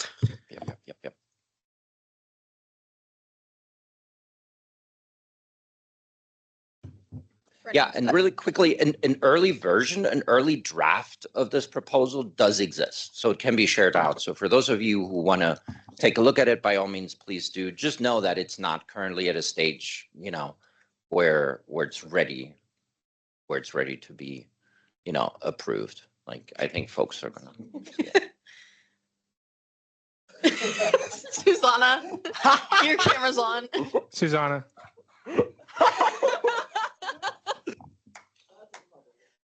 I'm so sorry. I went to the bathroom. Mamita, if you're watching this, please post that on the Instagram. No, I'm just kidding. Okay, sorry. I won't oppose. Let's get back on track. Okay, we're Brandon, by chance, could you pull up did we just send it in the Teams message? Is that what it is? Thank you so much for being here, Gregor, and for your time. Thank you. We'll reach back out if we have any other questions, concerns. I'll yield my time to Sky. Yeah, I just wanted to once again say thank you to Gregor, but also I think I don't. It's not my. That's probably Gregor has to give access. I might be able to do something. Hold up. Give me 1 second.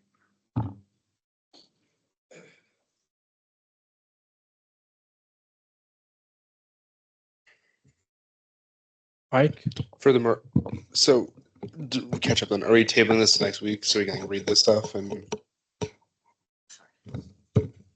Your comments, Sky? I'll yield my time. Yeah, I was going to say the resolution at the end says it's structured in a way that we could vote to approve today, and it would not be presented to admin until it goes with the policy sometime next week, because we're anticipating it to go to the next stage before Friday. But either way, it would be fine with me to wait until next week to vote on it. But if approved today, it would not be presented to upper administration until after or with Gregor can present.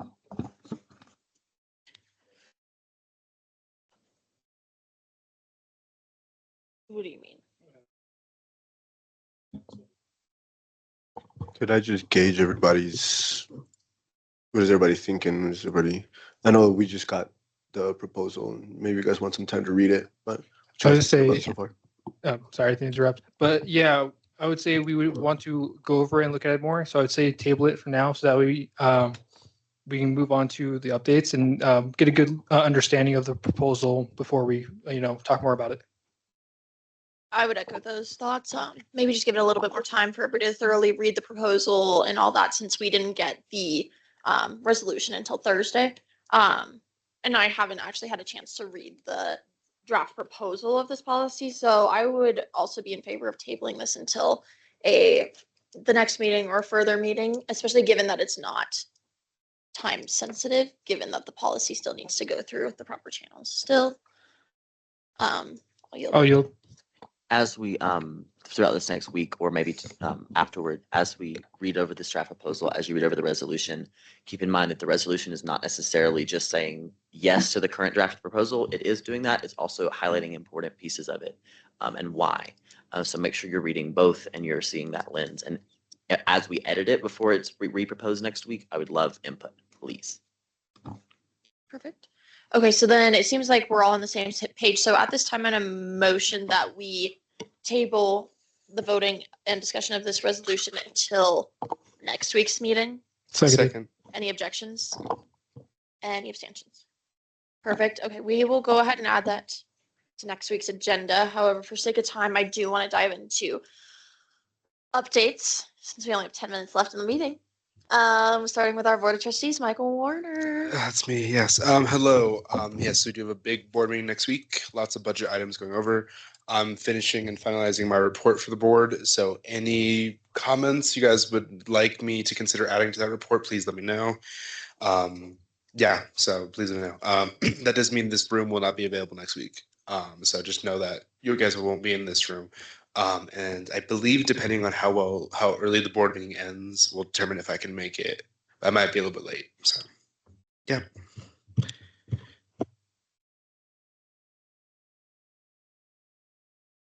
JCAP.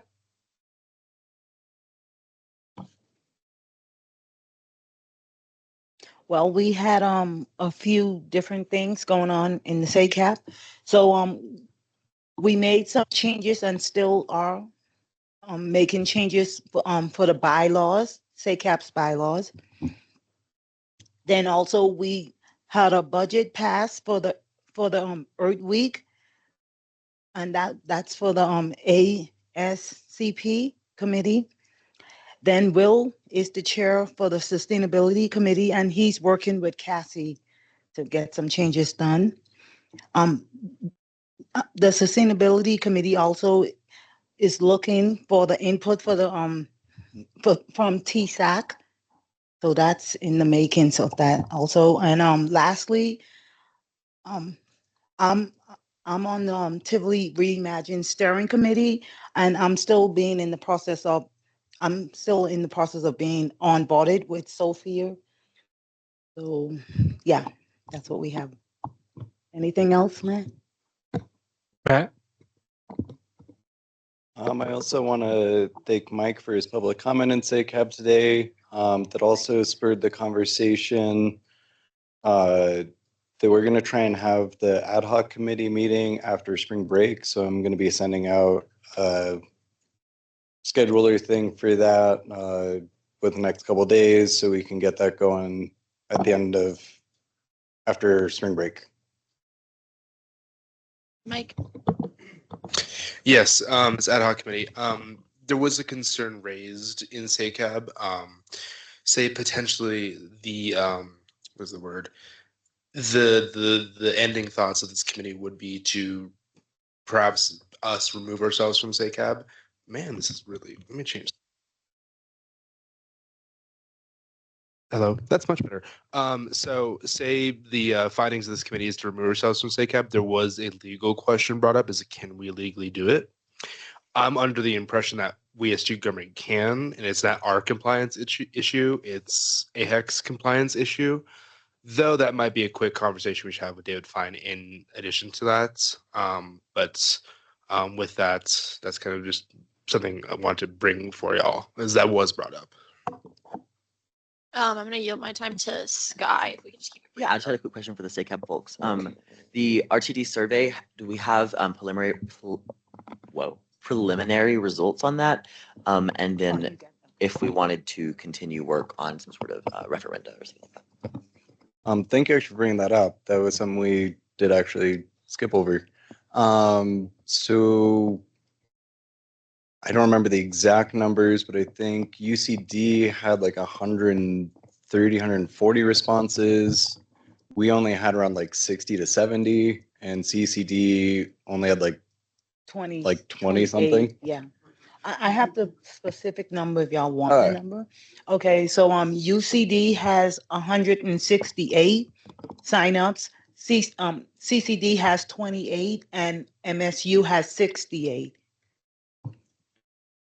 So with that, we do still want to push out that survey. If we can maybe post it on our PR, have PR help post it on the Instagram and stuff to keep having it go out there. We also had one of those flyers at our candidate social yesterday, so we were still trying to get people to fill out that survey so we can figure out if we want to get this on the ballot for referendum. Yield my time. I think that if we are trying to get this on the ballot this year on our student ballots, we need to have that final and pass this upcoming Friday because we don't have another meeting the next Friday. And we're getting really close to elections. So I think we need to put some hard work into it this early this week, and have that done. So if you could get the results, at least preliminary results of those, and I would absolutely love to be privy to some of that information, even if I'm not leading it up to whoever's already been working on the RTD referenda. So you're looking for the final results in the next week, or are you talking about one of the resolutions we were talking about with the elections. As we're drafting the RTD, if we're drafting an RTD referenda to be proposed, I think we should have it finished this upcoming Friday, so that we can get it on the ballot ASAP, because we need to give Sam time. And if it's a student fee, we need to really communicate with the budget provost office to give them time to approve when late, which we just said we could do, but they have to say we can. Anyway, lots of moving pieces. We need to work on it if we're going to do it very early next week. Only piece on that is we'll need to check back in with some of our other SACAP reps too, because with that type of numbers that we have, it is heavily skewed towards the responses of one institution. That it seems like it's skewing a certain direction, whereas like our student body is more 50-50 based on our responses. So it is a complicated, I do get like the timeline, we need to get it done as soon as possible. We also want proper representation. There's only 4 minutes left in the meeting, so if you guys want to talk this further. I yield my time to Sky. I was just going to say, I think even if the results are a little skewed, we can examine that data based on the results, if we can get the data, and use that to make our resolution for that referenda, and keep all of that in mind. And I don't think that it would hinder our ability to serve the students. Perfect. If you guys want to talk about that further outside of the meeting, I am going to go ahead and motion to extend the meeting by another 15 minutes up until 1:30. There is nobody in the room after us, according to the calendar. Any objections? Any abstentions? All right, we're gonna go up till 1:30 with announcements. Hopefully it doesn't actually take that long, but just in case. Next up for announcements and updates, it's gonna be our elections manager, Sam. How's it going? We had a pretty good candidate social yesterday. Pretty much all of the new candidates stopped by, which was awesome, and Matt helped me out a lot there, so kudos to Matt. We are currently sitting at 5 applications on my desk, and there are 3 incoming that I suspect should be turned in on time, and I hope they're turned in on time.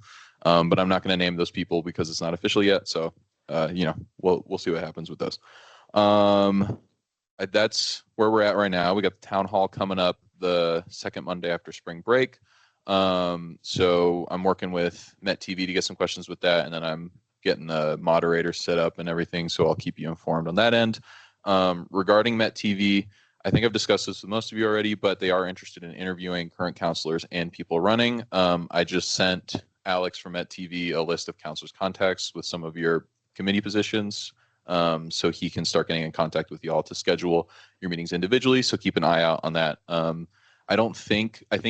He's just going to contact counselors directly, so just keep an eye out for an email from Met TV, but I'll let you know if something changes in that regard. I think that's pretty much it for me right now.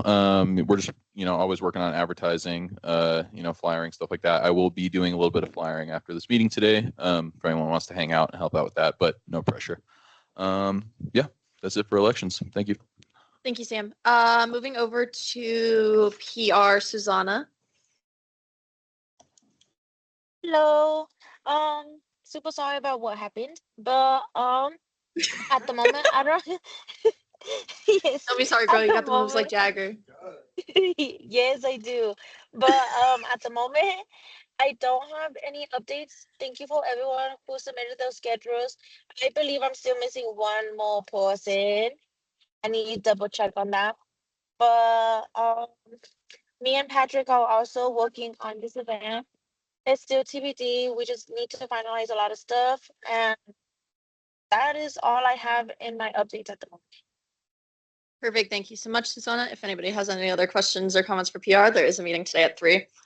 Sustainability. So since my co-chair left the room, I'll kind of take the reins on this one. So we did help out at that holistic resource fair with Rowdy's Corner and Gita. I think that was a very fruitful event. There were multiple events happening the same day, so attendance was a little bit lower than they expected. However, we did give out a bunch of free resources to students, and then Victor and I just went ahead and donated the remainder that we had left over from the hygiene packs to Rowdy's Corner, so that way we can make sure it still got to students. But overall, I would say it was a pretty successful event. It was awesome getting to work with both Rowdy's Corner and Gita. Love working with them. And then, I don't know, Victor, do you have an update as far as Earth Week goes?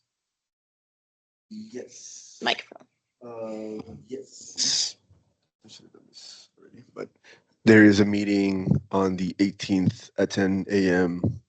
for the Earth Week committee. If delegates or counselors want to participate in that, please come and offer your support and or advice in terms of Earth Week, because Earth Week is going to be pretty cool this year. Botanic Gardens is coming.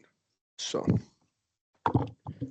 And I believe that's all we have for sustainability then. So then do we have anything from faculty senate and staff senate? A quick question. Can we get the, like, as a calendar invite or something? Just so it's on our calendars, whether we end up going or not. And as far as faculty and staff senate, they didn't have any meetings this week, so no Okay. updates. Perfect. All right, delegate updates. I know we covered skies earlier, but I believe Irvi had an update, and then Jamani, I don't know if you have anything that you want to share. Okay, cool. Irvi. I would propose the amendment next week, so I would like shift to whatever the suggestions I want to make today, but I don't want to announce it right now. So I'll probably, I just texted Victor to help me out with that. So maybe I would just go with the next week. Thank you. Okay, perfect. Do you just want to share generally anything that you're working on with that, or do you just want to wait until next week? Up to you. You don't have to share anything right now, but if you still wanted to say just generally. I can just make a like a generalized overview of this. Like I have some suggestions on the peer mentor program that it has been like it is very often that I've seen like seniors consulting the juniors who are in the peer mentor program, while students are encouraged to seek out the mentors who proposes relevant experience in their major. But what exactly I believe that the peer mentors are not designated to the majors, what people are taking, like the courses. I'm taking a business intelligence course, so I'm not assigned with a specific peer mentor. For example, I don't have a College of Business peer mentor, and we cannot even select what basically mentors do we have to be comfortable with, who can share their guidance to us. So I wanted to say that there should be some training sessions for these peer mentors so that they can have some experiences, some workshops that can help them out to be a qualified trainers or professional experts that can help students in the for future developments like career development. Perfect. Thank you so much, Irvi. Thank you, Victor, for helping out on that. And we can't wait to hear more about it. Is it quick? Or can it wait? It's a quick question, but I'm not expecting an answer. Okay. More of just wondering if in this stuff you've been working on, if you've actually thought about the other peer mentor programs that are around campus and seeing how any of this might help them out as well. Sorry, can you repeat the question again? And we can talk more specifically offline, but more the question, there's a lot of other peer mentor programs that aren't just called the peer mentor program that I think could also benefit from potential trainings, and that could be potential collaboration potentials. But we can talk more specifically offline. I am not specifically talking about online. I'm talking about like what exactly the C2 Herb is offering, the peer mentor program, which people are working like hourly pay there. And they are the senior students who are helping out their junior or sophomores or the freshmen. I think I'll clarify it with you offline, meaning outside of this meeting. Cool. Yeah, So you guys, I think you guys should touch base outside of the meeting, but we'll go ahead and move on Oh, yeah. for time's sake to open floor announcements and updates. I did have an update. It's a very short one. Cool. Okay, Oh, sorry. I was just going to say, we have a list of our interests that we have as delegates in the shared in the SharePoint. So go look there, and if you see anything of my interest that you're working on and you want collaboration on it or input, please let me know. I am also very early stages, just kind of researching the name change policy here. I had troubles with it as a trans person, and I think there's definitely room for reform. I'm meeting with general counsel about it, trying to get some initial feelers. I know Amelia is very interested in it. If any other counselor is very interested in that, please reach out to me. Floor announcement or comment? Just direct comment. Just I know there's some work already in terms of what you're trying to do. I would talk to the director of KITA and the director of those specific places because they do have some interesting input. And make sure to include the LGBTQ center as well in any of that type of communication. Okay, on to open floor announcements updates, Siobhan. would like to announce that the Workplace Equity Summit that was held yesterday, that was very successful. I can't wait to do some more public speaking because I was one of the co-moderators of that event. And yes, we had a lot of sign up and everything from students for the career fair also. So thank you. Awesome. I'm glad it went great, Siobhan. Any other open floor? Mike? I do. I can't believe I forgot this, but I wanted to say this. I want to congratulate our co-chair on winning the prestigious award, the Provost Award winner this year. Yeah. I mean, she gets to sit on the board, the stage with the board and the president, all that at commencement, and she gets to give a nice, lovely speech as well. So that's a very prestigious title. There's only two: one President's Award, one Provost Award, and she got it. So I can't wait to hear your speech. I can't wait. I'll save a seat for you on that stage. So I'm excited. So How much Hopefully you we're pay? sitting next to each other. yeah, getting paid. What? I'm gonna ignore those comments. But yes, congratulations, Haley. Rude. You deserve Thank it. So Thank you. Any other open floor announcements, updates? Now for the time we've all been waiting for. Steven's advisor updates. I'll go first, advisors. Is that okay? All right, cool. All right, first thing, just for clarity purposes, there was stuff I put on the agenda. Those are just notes for myself so I didn't forget. So sorry about that, Brandon. But there is one thing that I wanted to say. First, delegate workload and assignment reminders. Remember, delegates, not just here in the room, but for the meeting posting, you are expected to meet with your designated advisor at least once a month. You need to attend at least one meeting a month and host anywhere from 1 to 3 office hours, 1 to 2, 1 to 3 office hours per week. It really is up to you all and what your projects are doing, but we do that just to make sure that we're doing that. We do that to make sure that we can justify the amount of money that we are going to give you at the end of the semester. So that's thing one. Thing two, Roadrunners After Dark, our end of year concert. It is official. CMEI will be posting the announcement of who the headliner is today on Instagram, but tickets are available, so you can purchase. You all as students do not need to purchase them.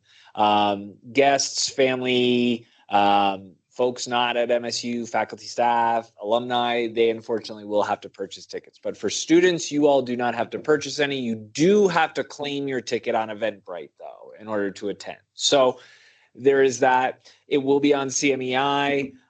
Really excited about that. Related to that, oh God, you want to know who? All right, yeah. The headliner is Paul Russell. He is famous for the song "Lil Boo Thang." It is. She my little boo thing. Yep. That song. Yes. Yeah. And Victor knows it. He's already dancing. Millions of views, millions of downloads, really famous on TikTok. So many people do a dance to his song. So that is who's coming, April 30th. He is the headliner. The event is from 5 to 9. He'll be on stage at 8 o'clock. So get your tickets, free for you all. You'll still have to claim it, though, just so you all know.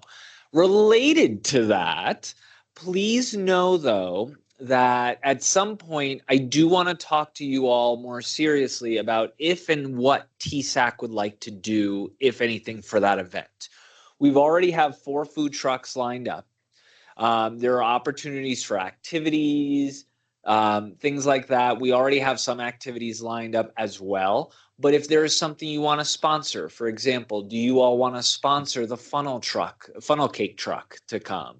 Is that something that is of interest? Do you all want to sponsor an activity? Do you all want to sponsor an inflatable? I'm not asking you or telling you to do that. I'm just thinking, what do you all want to do? Do you all want to have a presence? What does that look like? So something to think about. Final thing, we're not going to have enough time today, and not everyone here, but at some point next week, what day did we do, Matt, Constitution stuff? Was that on Tuesdays? Was I think that it was Tuesday night? or Wednesday, maybe. It might have been. I think it was Wednesday Okay. nights, Wednesday evenings. I would like to call just a meeting with the counselors for no business, but I would like to have just myself, the advisors, a bit of a climate check-in with you all as counselors, okay? There's some stuff that I'd like to really review and talk with you all about. I know the advisors also have that, so please be on the lookout for an invite. It's going to be at night, and it's probably going to be either a Tuesday or Wednesday night. We're going to look at the time frame that we did Constitution read-throughs and reviews. So anticipate like a 5:30, 6 o'clock type range. So I am asking all counselors, delegates, you're exempt from this, to be present for this. If you cannot be present in person, and we'll do this in the office, please be present virtually as well. Okay. I yield my time to Armando.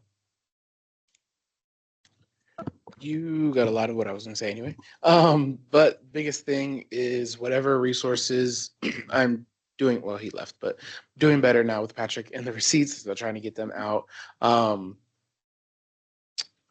Resources for elections. Sam has been, holding down the front with elections, but we do need a lot more support in just getting the word out. We did extend the deadline to the 20th. If you have not seen that already, for the PR committee, if we can make sure we are posting that on Instagram almost daily. If first thing you do, wake up, think about elections, post it, please. Just so we can get more applications in. We are running low. We don't have a full council yet. And we would like some competition, right? I think we all agree with that. So let's get the elections post out and running.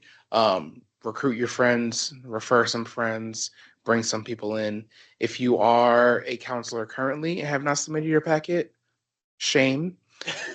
But other than that, really just have a good upcoming week. I know it is midterms. Take time for yourselves. And I'm excited for New Orleans. I can give a quick update. I know Stephen sent out a message yesterday about kind of a mock itinerary with what's going to be happening.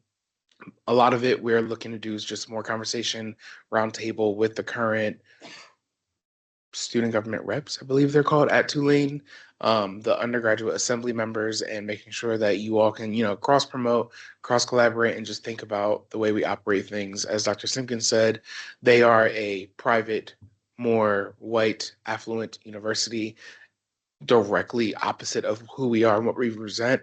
But, with those types of universities, they do come with certain structures that tend to hold and outlast a lot of folks. So just I'm ready for a good trip and see what insight we gain. Dr. Brown, do you have anything? Yeah, I do.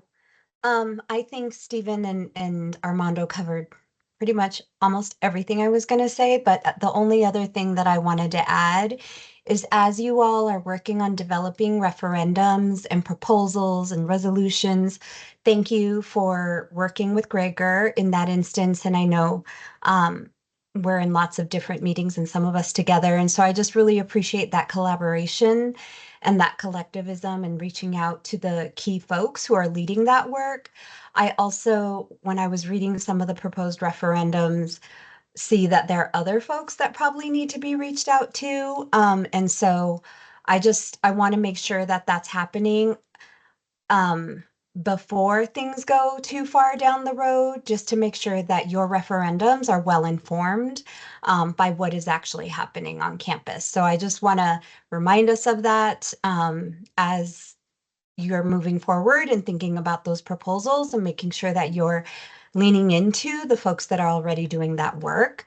And so I'll just name the one that I wanted, and I have not shared it with anyone, but the Trans Bill of Rights one, I really want to encourage you all to make sure that you're working with Tyrell Ellen as the director of the LGBTQ Student Resource Center and consulting with Gita.